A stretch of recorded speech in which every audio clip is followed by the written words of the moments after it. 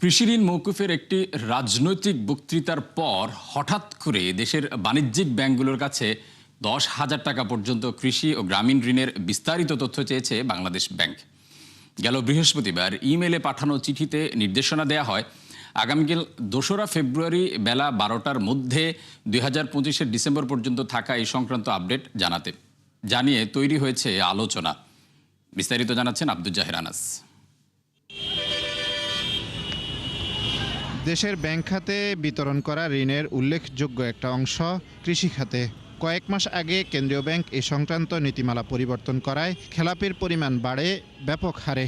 তবে সম্প্রতি একটি রাজনৈতিক বক্তব্য ঘিরে এ সংক্রান্ত কার্যক্রমে ভিন্ন এক পথে হাঁটছে নিয়ন্ত্রক সংস্থা, যার প্রেক্ষিতে গত বৃহস্পতিবার সন্ধ্যায় পাঠানো এক ইমেলে সব বাণিজ্যিক ব্যাংকে আগামী 2 ফেব্রুয়ারি দুপুর 12টার মধ্যে 31 ডিসেম্বর 2025 পর্যন্ত থাকা 10,000 টাকার সব কৃষি ও গ্রামীণ ঋণের তথ্য পাঠাতে বলা হয়েছে। কৃষিঋণ বিভাগের একজন অতিরিক্ত পরিচালকের স্বাক্ষরে পাঠানো বার্তায় পরিচালনা পর্ষদের একজন সদস্যের আগ্রহের কথাও উল্লেখ রয়েছে। বাংলাদেশ ব্যাংকের পর্ষদের সদস্যর চাহিদার প্রেক্ষিতে 30 ডিসেম্বর ভিত্তিক 2025 ভিত্তিক 10,000 টাকার মূলধনের বিপরীতে যে সর্বশেষ বকেয়া কৃষি ঋণের স্থিতি সেগুলো সরবরাহ করার জন্য পরামর্শ দেওয়া হয়।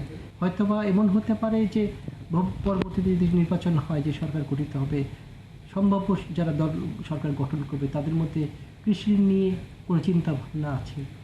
খাত সংশ্লিষ্টরা বলছেন কেন্দ্রীয় ব্যাংক যে কোনো সময় তথ্য চাইতে পারে, তবে নির্বাচনের আগে রাজনৈতিক প্রেক্ষাপটে এমন নির্দেশনা স্বাভাবিকভাবেই প্রশ্ন তৈরি করেছে। বিশেষজ্ঞদের মতে সরাসরি ঋণ মওকুফের চেয়ে কৃষিখাতে ভর্তুকি ও সহজ শর্তে ঋণ, বাজার ও সংরক্ষণ ব্যবস্থার উন্নয়ন প্রান্তিক কৃষকদের জন্য বেশি কার্যকর হতে পারে। নির্বাচনী প্রচারে প্রতিশ্রুতি বিভিন্ন রাজনৈতিক দল বিভিন্ন প্রচারের সময় তো তারা অনেক কিছু বলবে, এটা তো জানা কথা। তো এটার ভিত্তিতে রেগুলেটরি প্রতিষ্ঠানগুলো, এখন আপনি তো এটার সাথে যোগসূত্র স্থাপন করতে পারবেন না। ওরা বলে আমরা জানতে চাইছি, আপনি তো এটা প্রমাণ করতে পারবেন না যে এটা তো একটা রাজনৈতিক দলের প্রচারের সংখ্যা। হ্যাঁ, ওরা বলে আমরা জানতে চাইছি আপনি ওটার সাথে এটাকে লিঙ্ক করতেছেন কেন। এদিকে এ ঘটনাকে কেন্দ্র করে কেন্দ্রীয় ব্যাংকের ভূমিকা নিয়েও নতুন করে আলোচনা শুরু হয়েছে। আব্দুল জাহের আনাস, 71, ঢাকা।